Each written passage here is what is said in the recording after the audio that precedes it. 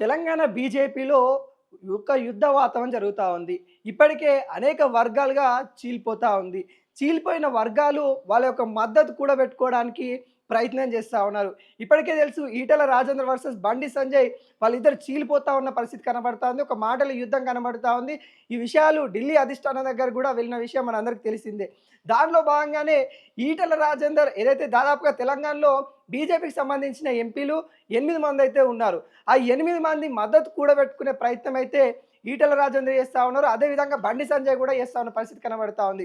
ఇప్పటికే బండి సంజయ్ వ్యతిరేక ఎవరైతే ఎంపీలు ఉన్నారో వాళ్ళు ఈటెల రాజేందర్ సంబంధించిన వర్గంలో చేరే ప్రయత్నాలు చేస్తూ ఉన్నారు. ఈటెల రాజేందర్ కూడా వాళ్ళకి సానుభూతికంగా ఉండే ప్రయత్నాలు కూడా చేస్తూ ఉన్న నేపథ్యం కనబడతా ఉంది.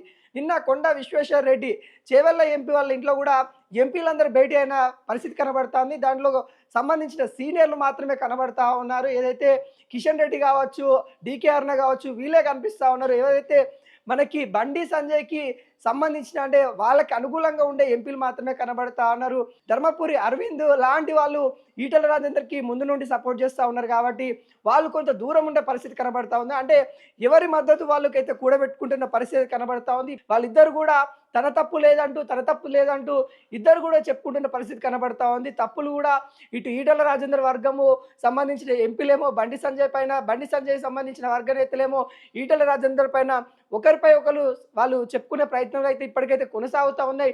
అధిష్టానం కూడా ఎవరు కూడా వీళ్ళిద్దరికి సమాధానం ఇవ్వద్దు. ఎందుకంటే ఎవరిని అన్నా కానీ వాళ్ళిద్దరూ పార్టీ నుండి వెళ్ళిపోతే పార్టీకి పెద్ద నష్టము. ఒకవైపు బీసీ నేతలు వీళ్ళు ప్రధానంగా ఇప్పుడు రాజకీయం మొత్తం బీసీల పైన జరుగుతుంది. వీళ్ళిద్దరు కూడా బీసీ నేతలు కాబట్టి వీళ్ళిద్దరు బయటికి వెళ్తే బీజేపీ మరింత బలహీనంగా అవుతుంది కాబట్టి వీళ్ళిద్దరు కూడా రెండు కళ్ళు లాంటి వాళ్ళు.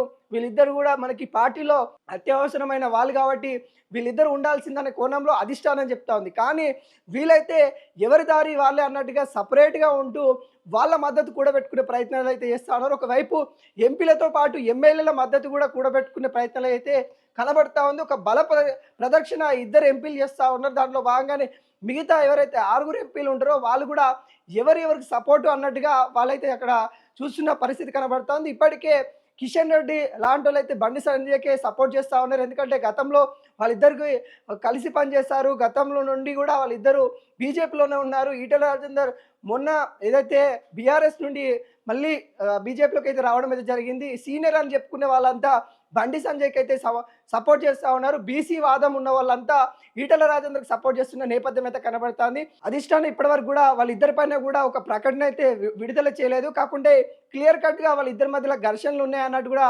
తెలంగాణ అధ్యక్షుడు రామచంద్రరావు చెప్తున్న పరిస్థితి కనబడతా ఉంది.